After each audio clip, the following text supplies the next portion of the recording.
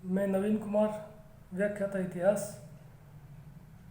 अपना टॉपिक चल रहा था पिछला मध्यकालीन भारतीय इतिहास के स्रोतों के विषय में, जिसमें हमने समकालीन दरबारी फारसी इतिहासकारों के बारे में पढ़ा था। यानी मुग़ल सम्राटों के समय जो दरबारी इतिहासकार थे, जिन्होंने अपना जो रचनाएं हैं वो फारसी भाषा में लिखी थी, जिनको हमने समकालीन दरबारी इतिहासकारों टॉपिक के अंतर्गत वो पढ़ा है। मुग़ल काल में कुछ ऐसे हिंदू इतिहासकार भी हुए हैं जो कि एक प्रकार से मुग़ल सम्राटों के अधीन मनसबदार के पदों पर भी नियुक्त रहे।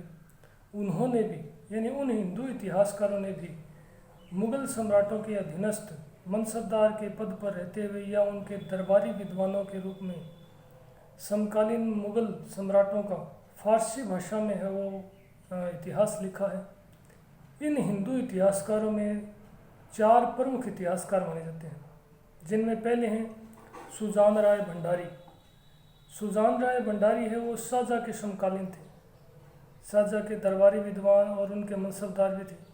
उन्होंने फारसी भाषा में खुलासत उत त्वारिख नामक ग्रंथ की है वो फारसी भाषा में रचना की थी। इस ग्रंथ में उन्होंने है वो शाहजहाँ के समकालीन राजनीतिक घटनाक्रमों के साथ साथ तत्कालीन सामाजिक और आर्थिक स्थिति पर भी प्रकाश डाला है। दूसरे जो हिंदू इतिहासकार थे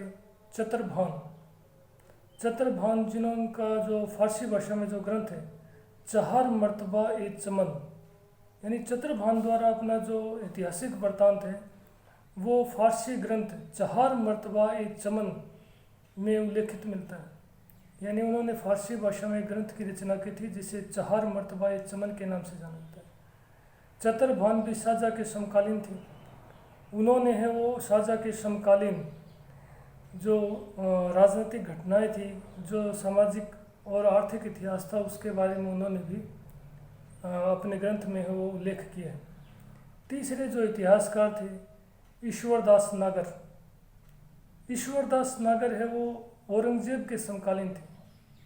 ईश्वरदास नागर ने है वो फुतुहात ए आलमगिरी नामक ग्रंथ की रचना की थी फारसी भाषा में। इस फुतुहात ए आलमगिरी ग्रंथ में उन्होंने औरंगजेब द्वारा उत्तर भारत में लड़े गए संघर्षों, विशेष रूप से इस ग्रंथ में औरंगजेब की राजपूत नीति का उल्लेख मिलता है। यानी ईश्वरदास नागर ने जो ग्रंथ लिखा है फारसी भाषा में फुतुहात ए आलमगिरी, इस ग्रंथ से हमें औरंगजेब की राजपूत नीति के बारे में पता चलता है। चौथे जो हिंदू इतिहासकार थे भीमसेन बुरहानपुरी, ये भी औरंगजेब के समकालीन और उसके दरबारी मनसबदार थे। भीमसेन बुरहानपुरी ने नुस्खा ए दिलकुशा के नाम से वो एक फारसी ग्रंथ लिखा था।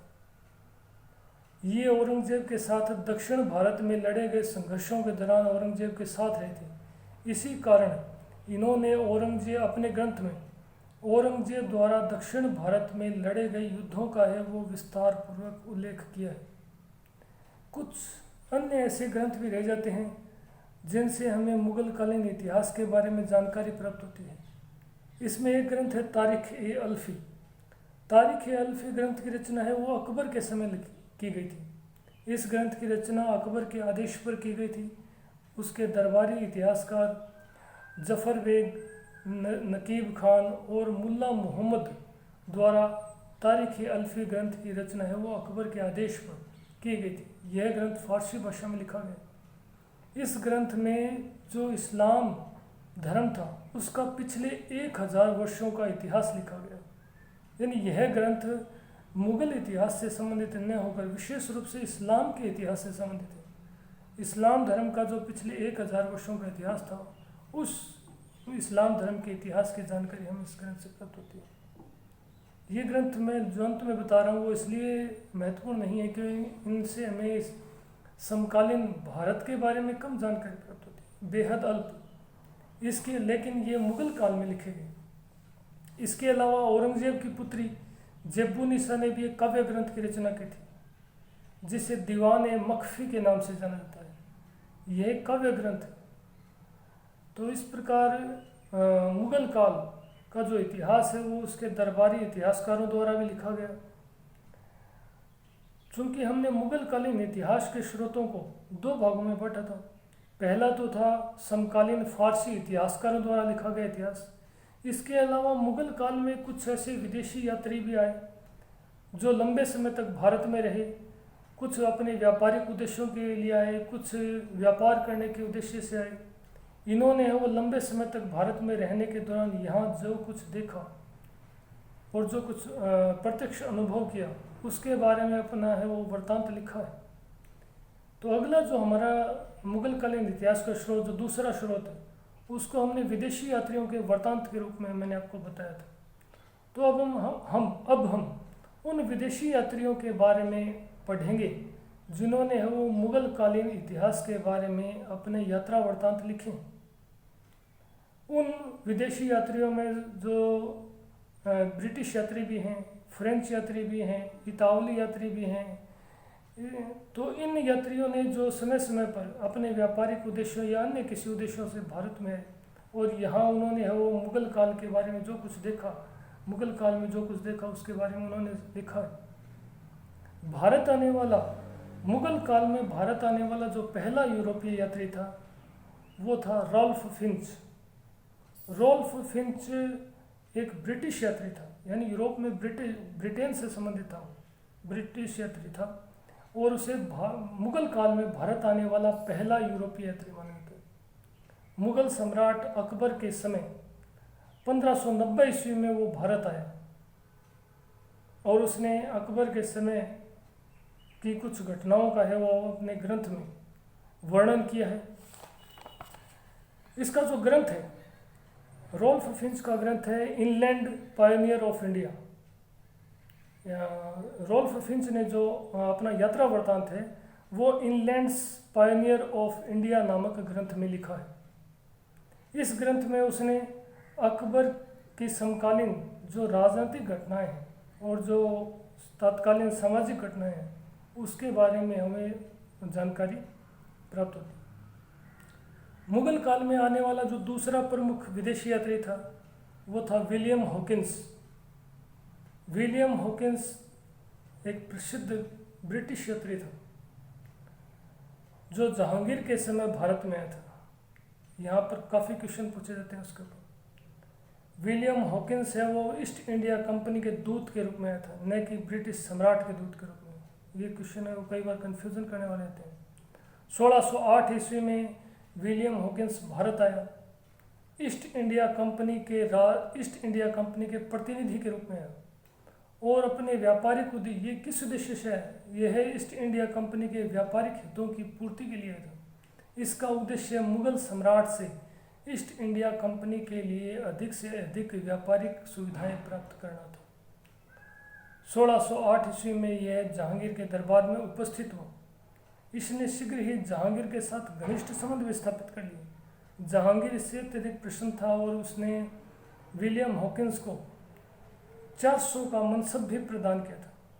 किंतु इतनी घनिष्ठता होने के बावजूद विलियम हॉकिंस मुगल सम्राट जहांगीर से व्यापारिक सुविधाएं प्राप्त करने में असफल रहा। इसका सबसे बड़ा कारण थे पुर्तगालियों के प्रबल विरोध के कारण ही विलियम हॉकिंस जहांगीर से ब्रिटिश ईस्ट इंडिया कंपनी के लिए व्यापारिक सुविधाएं प्राप्त करने में असफल रहा और 1813 ईस्वी में वह पुनः है वो इंग्लैंड लौट गया। विलियम हॉकिंस ने इंग्लैंड लौटने के बाद वहाँ अपना यात्रा वृत्तांत लिखा, यानी वो 1608 से 1613 ईस्वी तक भारत में मुगल काल में उसने जो कुछ देखा उसके बारे में उसने अपना अर्ली ट्रेवल्स के नाम से यात्रा वृत्तांत लिखा।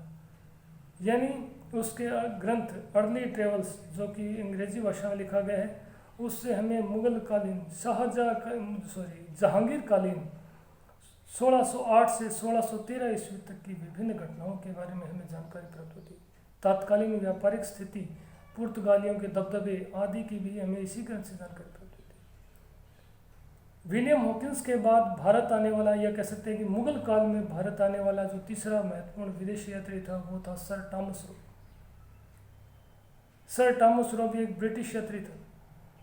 ईस्ट इंडिया कंपनी तथा ब्रिटिश सम्राट जेम्स प्रथम के राजदूत के रूप में यानी ब्रिटिश सम्राट जेम्स प्रथम के अधिकृत राजदूत के रूप में और ब्रिटिश ईस्ट इंडिया कंपनी के लिए व्यापारिक सुविधाएं प्राप्त करने हेतु सर टॉमस रो 1615 ईस्वी में जहांगीर के समय मुगल दरबार में जहांगीर के समक्ष उपस्थित हुए। जहांगीर उस समय मेवाड़ अभियान में व्यस्त होने के कारण अजमेर में अपना राजस्थान के अजमेर में अपना दरबार लगा रखा था। इसी कारण सर टॉमस रो है वो 1615 ईस्वी में जहांगीर के अजमेर स्थित दरबार में उसके समक्ष प्रस्तुत हुआ। उसका उद्देश्य क्या था? वही उद्देश्य जो विलियम हॉकिंस का था, ब्रिटिश ईस्ट इंडिया कंपनी के लिए अधिक से अधिक व्यापारिक सुविधाएं प्राप्त करना। सर टॉमस रो अपने उद्देश्य में सफल रहा।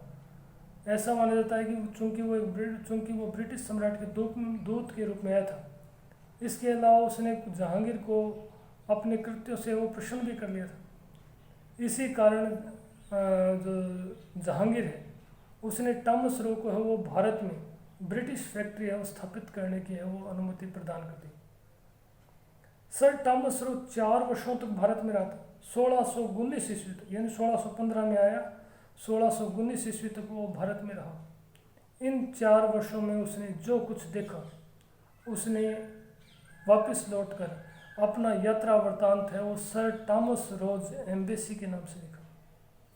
सर टॉमस रो ने वापस इंग्लैंड 1619 ईस्वी में जाने के बाद सर टॉमस रोज एम्बेसी के नाम से अपना यात्रा वृत्तांत लिखा, जिसमें उसने 1615 से 1619 ईस्वी तक का मुगल काल का, या कह सकते हैं कि जहांगीर के समय के 4 वर्षों का इतिहास लिखा। तत्कालीन है वो सामाजिक और आर्थिक स्थिति के बारे में इस ग्रंथ से जानकारी प्राप्त होती है। तत्कालीन पश्चिमी जो तट है उस पर जो व्यापारिक स्थिति थी उसके बारे में भी सर टॉमस रोज एम्बेसी ग्रंथ से हमें जानकारी प्राप्त होती है। शेष ग्रंथों के बारे में जानकारी जो इतावली और फ्रांसीसी यात्री थे, उन ग्रंथ यात्रियों के बारे में जानकारी हम अगले वीडियो में आपको शेयर। धन्यवाद।